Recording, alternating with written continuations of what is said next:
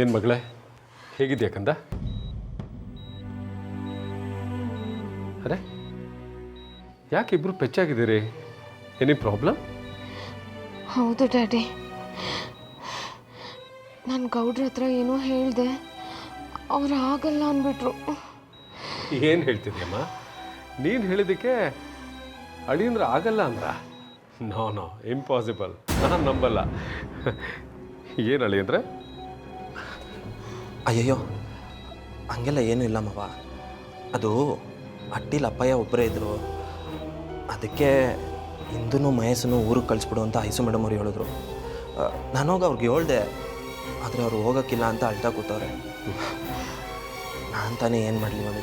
Daddy, ಅದೆಲ್ಲ ನನಗೆ ಗೊತ್ತಿಲ್ಲ.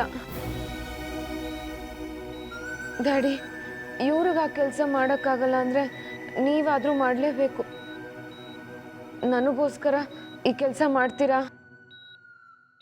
ಇಂದು ಮತ್ತು ಮಹೇಶ ಇಲ್ಲೇ ಇದ್ದರೆ ನನಗೆ ಹಿಂಸೆ ಆಗಿ BP ರೇಸ್ ಆಗುತ್ತೆ.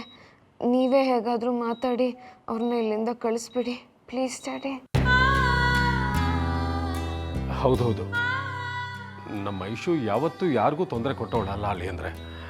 ಪಾಪ ಈಗ ಅವಳು ಈ ಪರಿಸ್ಥಿತಿನಲ್ಲಿ ಅವಳಿಗೋಸ್ಕರ ಎಲ್ಲರೂ ಹೊರಗಡೆ ಕಾಯ್ತಾ ಕೂತಿದ್ದಾರೆ ಅನ್ನೋದನ್ನು ನೆನೆಸ್ಕೊಂಡು ಅವಳ ಮನಸ್ಸಿಗೆ ಹೀಗೆಲ್ಲ ಆಗೋದು ಸಹಜ ತಾನೇ.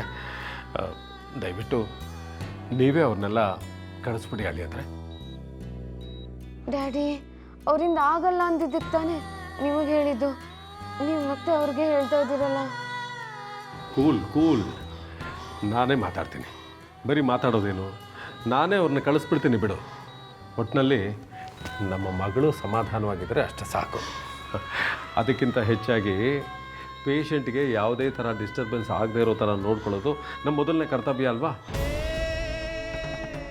ಆಯಿತು ಬಿಡಿ, ನಮ್ಮ ಐಸು ಮೇಡಮ್ ಅವ್ರು ಯಾವುದನ್ನು ಎಳ್ನೆಕ್ಕಿಂತ ಕೇಳ್ದವ್ರೆ ಅಲ್ಲ. ಆದರೆ ಈ ವಿಚಾರದಲ್ಲಿ ಯಾಕೆ ಹಿಂಗೆ ಹಠ ಮಾಡ್ತಾವ್ರೆ ಅನ್ನೋದೇ ಗೊತ್ತಾಯ್ತಿಲ್ವಲ್ಲ. ಸತ್ಯ ಹೇಳಕ್ಕಾಗದೇ ಇರೋ ಸಂಕಟ ಕೊಡ್ರೆ ಆ ಇಂದು ಹೆಡೆ ಎತ್ತಿ ಕಚ್ಚೋದಕ್ಕೆ ಹೊರಟಿರೋ ಕಾಳಿಂಗ ಸರ್ಪದ ಥರ ಕಾಣಿಸ್ತಿದ್ದಾಳೆ.